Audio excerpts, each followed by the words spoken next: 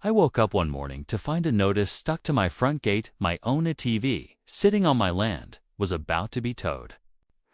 By the HOA, not a neighbor, not the police. The HOA? I couldn't believe it. They claimed I was violating community rules, but every inch of that property was mine. As I stared at the looming tow truck down the street, I felt a mix of fear, anger, and disbelief. How could a board of self-appointed neighbors have this kind of power over my life? And more importantly, what would I do to stop them before it was too late? Life in our little neighborhood had always felt calm, almost picture-perfect. I'd moved here 5 years ago with the dream of a quiet, private space where my kids could ride bikes down the cul-de-sac and I could tinker with my ATV on my own property. The streets were lined with maple trees, the lawns neatly trimmed, and neighbors waved as they passed by. It wasn't fancy, but it was home, and I liked it that way. I prided myself on respecting the community. Bills were paid on time, fences maintained, hedges trimmed. And yet, there was always that faint, underlying tension you couldn't quite put your finger on. The HOA newsletter occasionally reminded us of community standards. And while most of it seemed trivial, a few rules felt oddly specific. Still, I had never thought it would matter to me, until the day a letter showed up in my mailbox that made my stomach drop. It was a bright Tuesday morning when I noticed the first signs of trouble. I had parked my ATV neatly behind the shed, out of sight from the street, as I always did. It wasn't blocking anything, didn't interfere with anyone, and it certainly wasn't dangerous. Yet somehow, someone or some group had decided it didn't belong there. It was the kind of petty, rigid control that made you pause and wonder how a neighborhood that seemed so friendly could suddenly feel like a minefield. The sense of impending conflict hung over me like a dark cloud. I couldn't see exactly how far it would go or who would be involved, but there was no mistaking it.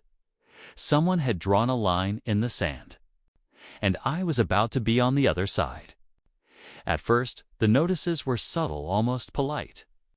A short slip of paper slipped under the door, warning that my ATV might not comply with HOA guidelines.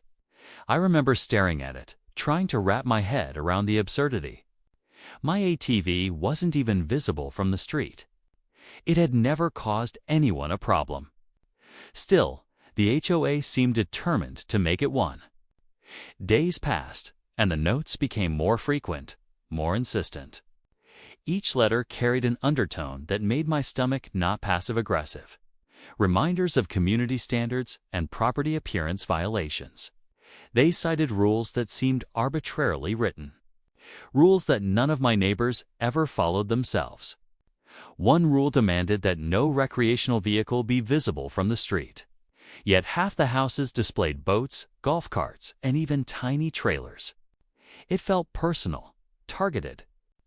Then came the first call. A board member, with a voice that was all honey and venom at once, left a message saying I had 7 days to move the ATV or face consequences. Consequences. The word echoed in my mind, heavier than any threat I had ever faced on my own property. I tried calling back, but she never answered directly, just left another voicemail the next day, reminding me of the rules everyone agreed to.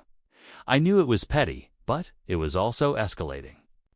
I started documenting everything: the letters, the calls, the photos of my ATV where it had always been. Yet every time I thought the harassment might stop, it grew bolder. One morning, I noticed a bright orange sticker plastered on the ATV itself, a formal violation notice. Not under my door.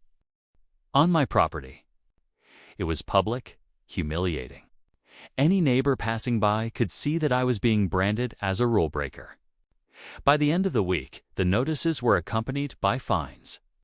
Small at first, $50 here, $75 there. But they piled up quickly, each letter dripping with insinuation that non-compliance would lead to legal action. I remember sitting at the kitchen table, staring at the growing stack of paperwork. My hands shaking, not just from anger, but from the creeping realization that this wasn't just about an ATV anymore. It was about control, power, and intimidation. Friends in the neighborhood began to whisper. Some expressed sympathy, others careful curiosity. One neighbor, someone I had waved to for years, mentioned casually, "You know how the HOA gets when someone doesn't follow the rules." As if it were some inevitable punishment. Every interaction in the community suddenly felt tense. I could feel eyes on my property, on me. Every morning when I opened the blinds, I half expected someone to be watching. Then came the inspection. A group of 3 HOA members showed up at my driveway unannounced, clipboards in hand, faces set like judges. They paced the property slowly, examining the ATV, the shed, even the arrangement of my garden tools. I stood on the porch, arms crossed, fury and disbelief mixing into adrenaline. They muttered among themselves, then left a stern warning on the doorstep. "Move the vehicle immediately." The note read, "Failure to comply will result in towing and additional fines."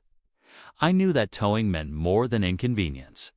It would be humiliation, a public spectacle that would paint me as the villain in my own home.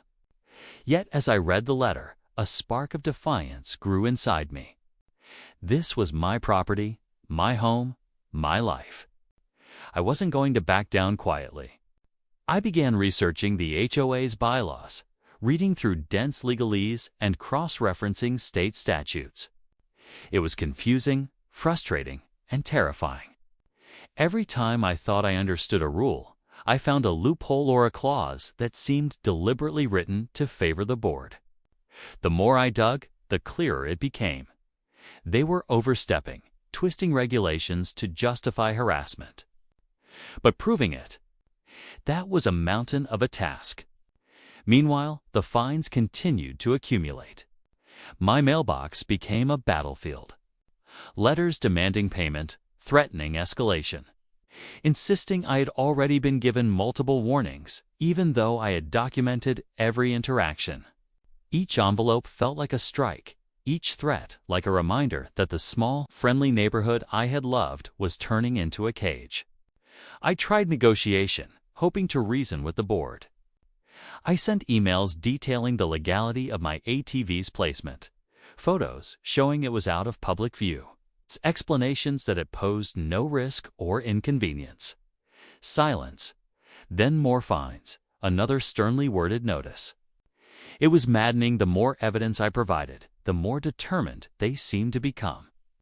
The tension seeped into daily life. The kids stopped playing in the yard as freely, sensing the hostility.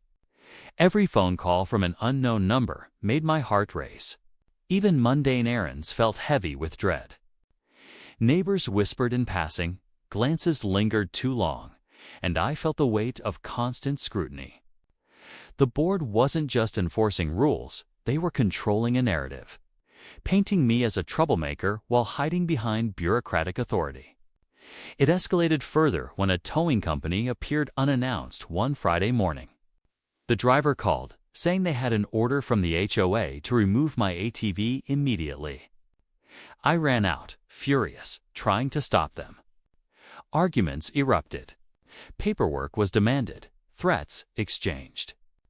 The driver hesitated, confused, as I insisted this was private property. Somewhere in the background, I could sense the HOA board watching, satisfied that their power was palpable even if their actions hadn't yet succeeded. That night, I sat in my living room, exhausted and seething, realizing that this conflict had gone beyond mere petty rules. It had become a battle for dignity, for control, for justice. Every interaction with the HOA felt like a chess move, every fine and notice a calculated strike. And I knew, deep down, that the climax of this war, the moment where everything would come to a head, was approaching. I also knew that if I didn't fight back strategically, the board would eventually succeed in taking more than just my ATV. They would take my sense of safety, my peace, and possibly my home.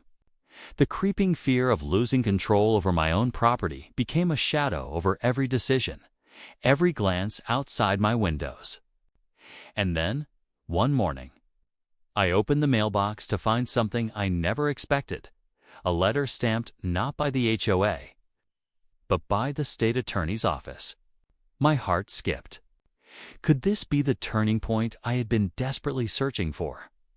Or had the HOA finally pushed me too far, and the next chapter would be more dangerous than I could imagine? The questions hung in the air, heavy and ominous. Every fiber of my being knew that the next move would determine everything: humiliation or vindication, fear or empowerment. And as I held that envelope in my hands, I realized that the real battle was about to begin. The morning the state attorney's letter arrived, I felt a strange mix of relief and adrenaline. Relief because it meant I wasn't alone. Adrenaline because I had no idea what kind of storm this notice might unleash. I unfolded the crisp paper with trembling hands, reading the formal language carefully. The letter demanded an immediate review of the HOA's actions, questioning the legality of their fines, threats, and towing orders. They were officially investigating whether the board had overstepped its authority. My first thought was disbelief. My second thought was a surge of hope I hadn't felt in weeks. I knew this was my moment. Weeks of intimidation, fines, and harassment had led to this juncture a legal lifeline. A crack in the armor of the board that had made my life miserable. I immediately called the HOA president, a woman who had always maintained an air of self-righteous superiority, and tried to gauge her reaction. Predictably, she deflected, claiming it was a misunderstanding and routine inquiry. But I knew better. I had documented every call, every violation notice, every confrontation. Their power relied on the illusion of control, and that illusion was starting to crumble. The following week became a frenzy of activity. I gathered every piece of evidence: photos of my ATV safely tucked behind the shed, copies of the letters, a detailed log of phone calls, and even eyewitness statements from sympathetic neighbors who had watched the board's bullying firsthand. Each document felt like a weapon in an invisible war. Every fine I had received became a testament not to wrongdoing, but to the board's audacity. Tensions in the neighborhood spiked during this period. I could sense it in the way neighbors glanced furtively at my property, the quiet murmurs as they passed. I felt both scrutinized and empowered at the same time. It was as if the community itself was holding its breath, waiting for the inevitable confrontation to erupt. I could feel the board watching me, desperate to regain the upper hand before the attorney's investigation gained momentum. Then came the day of confrontation. The board had scheduled what they called a mandatory compliance meeting, insisting I attend in person.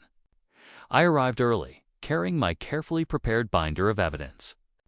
The room was suffocating, fluorescent lights glaring, the air thick with anticipation. They didn't know what I had in store. I could see the smug satisfaction on their faces, the way they assumed they still controlled the narrative. That confidence was about to be shattered. As the meeting began, I spoke calmly but firmly. I outlined each step of the harassment campaign, presenting evidence of the fines, the threats, and the arbitrary inspections. Each document landed like a hammer blow to their composure. I could see the president's face flush, the secretary fidget nervously with her pen, the treasurer's jaw tightening as I detailed the legal overreach. I wasn't yelling. I wasn't pleading. I was presenting cold, undeniable facts. When I finished, the room fell silent. The weight of the evidence was palpable. For a moment, I felt the tension crack, a sense of triumph surging through me. But the climax wasn't over yet. One board member, the most aggressive of the group, tried to interrupt, claiming intentions don't matter. The rules are clear. I calmly held up the state attorney's letter. The words were formal, but the message was unmistakable. The board could no longer operate unchecked. The room erupted into a storm of raised voices, protests, and desperate denials. I stayed calm, letting each outburst emphasize the chaos the board had created in my life. Their power relied on fear and conformity, and now their fear of exposure was evident. I could see the doubt flicker across their face as the certainty they had wielded like a weapon was dissolving under scrutiny. Then came the final, unexpected blow. A representative from the attorney's office entered the meeting unannounced. Papers in hand, she announced that preliminary findings suggested multiple violations of state law and HOA bylaws by the board. Fines issued without proper notice, threats of towing without legal authority, and selective enforcement of rules all had been flagged as potential abuse of power. The board members froze. Some tried to argue, others fumbled for paperwork. The very organization that had tormented me for weeks now faced scrutiny they couldn't escape. The atmosphere was electric. I could feel the tension crackling, a combination of vindication, fear, and disbelief. The board, which had thrived on intimidation, was now exposed. They tried to regain control, arguing technicalities and procedural points. But the presence of the attorney's representative rendered them powerless. Every bluff, every manipulation, every petty threat they had used against me was now a liability against them. I realized in that moment the true weight of the conflict. This wasn't just about an ATV or even about fines and harassment. It was about asserting the right to live peacefully on one's own property, about holding authority accountable when it strays into tyranny. The adrenaline surged as I saw the transformation in the room, the fear, the uncertainty, the dawning recognition that their actions had consequences. The board president attempted one last, desperate move. She tried to frame the situation as a misunderstanding, a technicality, a minor infraction blown out of proportion. I met her gaze steadily, holding up my binder. I didn't need to speak. The evidence spoke for itself. Fines, violations, harassment, all meticulously documented. Every attempt at intimidation was now a clear reflection of abuse. Her words faltered, her authority crumbling before everyone in the room. Then, in a moment that felt surreal, the representative handed me a copy of a preliminary legal assessment. It confirmed what I had suspected all along. The board had overstepped, and there was a high likelihood of sanctions, fines being reversed, and even removal of certain board members if findings held. Relief flooded through me, tempered by the knowledge that the final resolution was still pending. I had won a decisive victory, but the process was not over. As I gathered my things to leave the meeting, the silence was deafening. The board members avoided my gaze. Their once confident postures now slumped in defeat. I walked past them, holding my head high, feeling a mixture of triumph and exhaustion. Outside, the sun was setting, casting long shadows across the parking lot. For the first time in weeks, I felt a sense of peace. I had stood my ground, faced intimidation, and emerged on the right side of justice. Yet, as I drove home, pollution, the long-term vindication, was still ahead. The board had been shaken, exposed, and forced to confront consequences. But the story wasn't fully over. I pulled into my driveway and looked at my ATV, parked exactly where it had always been, untouched, untouchable. For a moment, I let myself savor the quiet triumph. The vehicle had become a symbol of more than personal property. It was a symbol of standing up, of asserting one's rights, of refusing to be bullied by an authority that had overstepped its bounds. And yet I knew this climax was not just about a win, it was a turning point. Every action from this point forward would determine whether the HOA could recover, whether the neighborhood would return to petty surveillance and intimidation, or whether real accountability had finally taken root. As I closed the garage door and watched the shadows lengthen, a single thought echoed in my mind. The fight had reached its peak. But the ripple effects were just beginning. The next chapter, resolution, consequences, and the lasting impact was waiting, and it promised to be just as intense. But in this moment, standing on my own land, I felt a surge of vindication that made every sleepless night, every unfair fine, every invasive visit worth it. The battle had reached its apex, and for the first time I felt the scales tipping in my favor. And as the street grew quiet, the faintest whisper of a question lingered in the air. Would justice be enough to heal the neighborhood?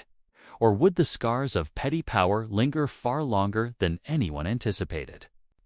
The days after the confrontation felt surreal.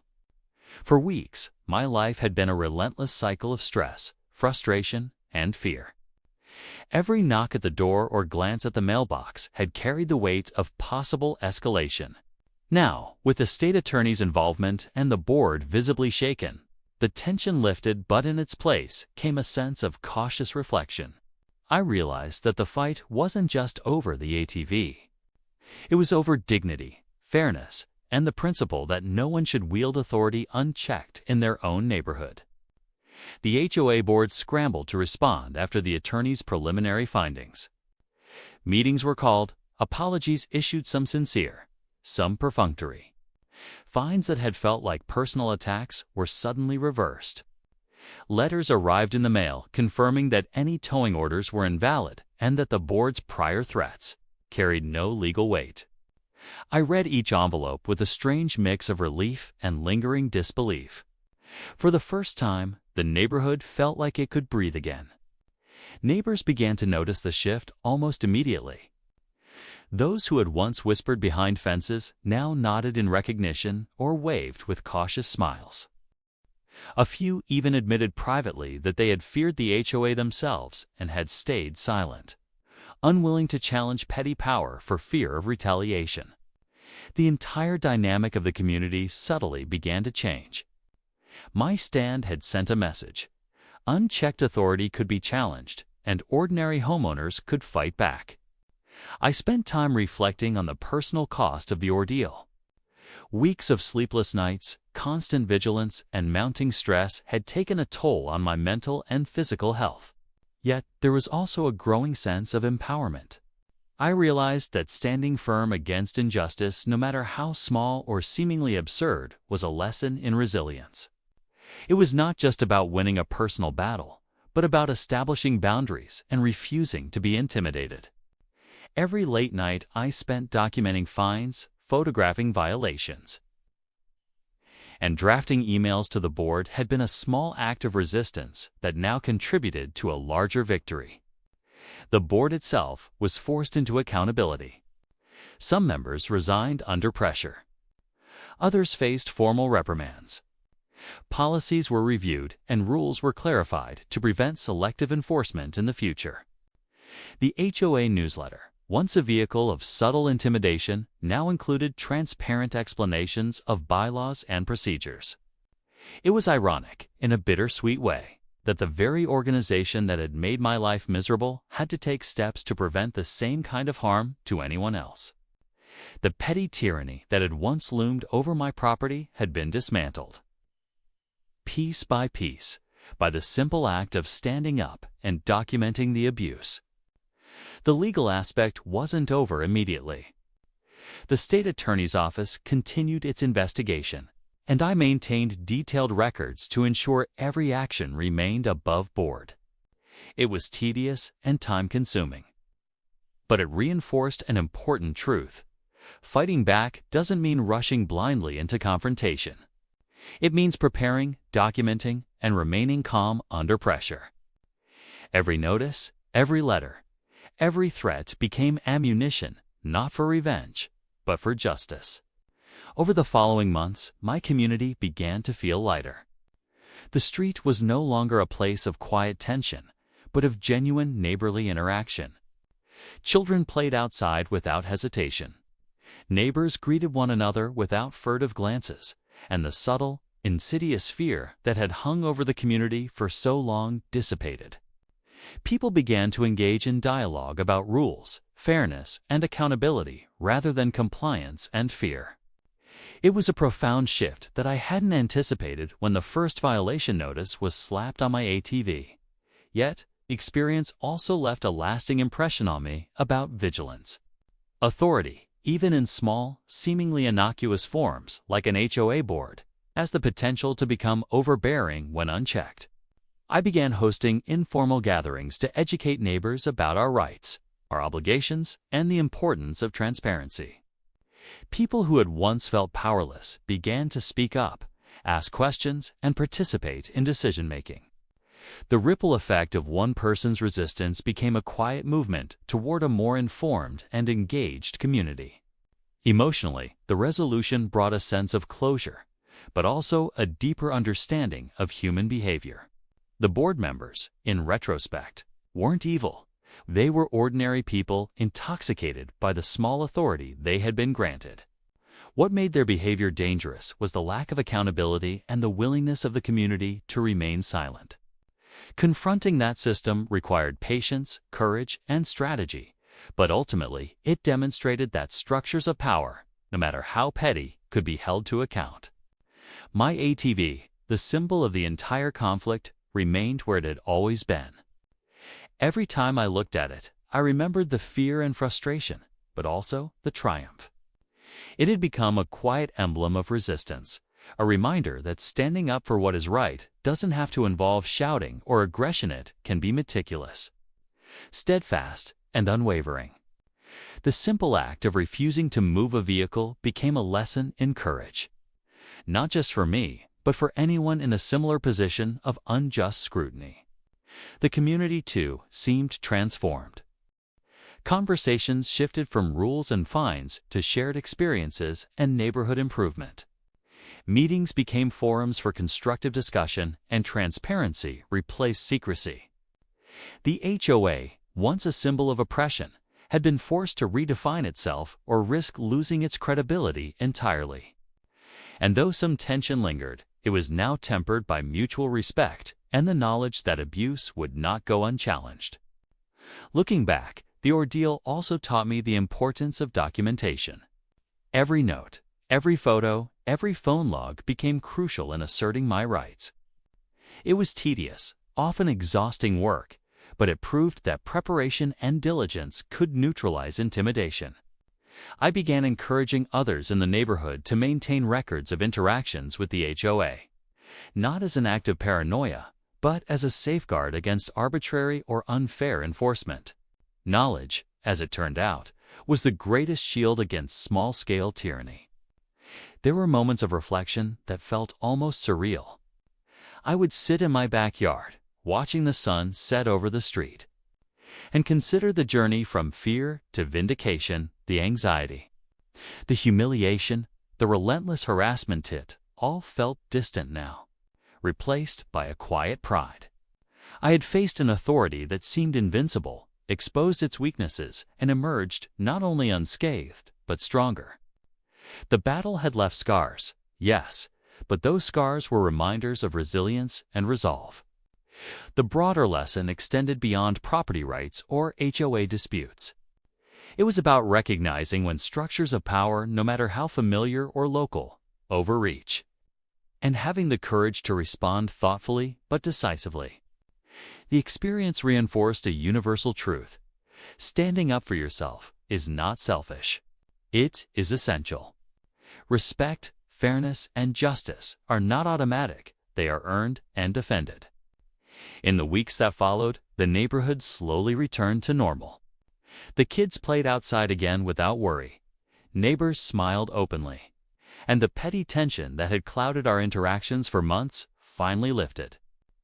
Yet, the story of the ATV and the conflict with the HOA became a subtle lesson woven into the community's collective memory. It served as a cautionary tale and a reminder that even small actions, when backed by evidence, persistence, and integrity, can challenge entrenched authority. For me personally, the resolution brought a sense of closure, but it also sparked reflection on personal boundaries and community responsibility. I realized that being a good neighbor doesn't mean submitting to arbitrary power, means engaging, understanding, and, when necessary, standing firm.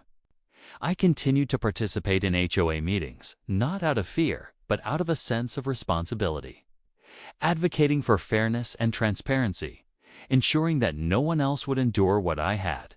Ultimately, the conflict ended not with revenge, but with accountability. The board learned that rules cannot be weaponized without consequence. Neighbors learned that silent complicity allows abuse to persist. And I learned the power of patience, preparation, and principled action. The legal system, though slow and sometimes intimidating, proved a crucial ally when authority oversteps.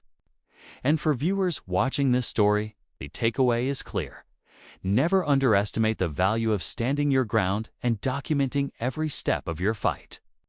The last time I drove past my property, I paused to look at my ATV. It was more than a vehicle. It was a symbol of perseverance, courage, and the refusal to let fear dictate life. The neighborhood had changed too, not overnight. Not perfectly, but unmistakably. Small victories, when handled with care and courage, can create ripples that transform an entire community. And in the quiet of that evening, I allowed myself a thought I had been reluctant to consider during the height of the conflict. The experience had changed me. I was more vigilant, yes, but also more resilient. I had learned to navigate intimidation with strategy rather than anger, to convert frustration into action, and to assert my rights without losing my humanity. The struggle had revealed both the fragility of unchecked authority and the remarkable strength of one determined individual. As I closed the garage door for the final time, I couldn't help but reflect on the broader implications. The story of an ATV, a determined homeowner, and an overreaching HOA board is more than a tale of petty rules. It is a microcosm of the balance between power and responsibility, fear and courage. It demonstrates that even in seemingly small battles, the principles of fairness, accountability, and justice are worth defending. And as the sun dipped below the horizon, casting long shadows across the street, one final thought lingered. In a world where authority can so easily overreach, what will you do when your boundaries are tested? Will you comply silently, or will you gather your courage, document your truth, and stand your ground? The choice, as I learned, can change not only your life but the life of an entire community.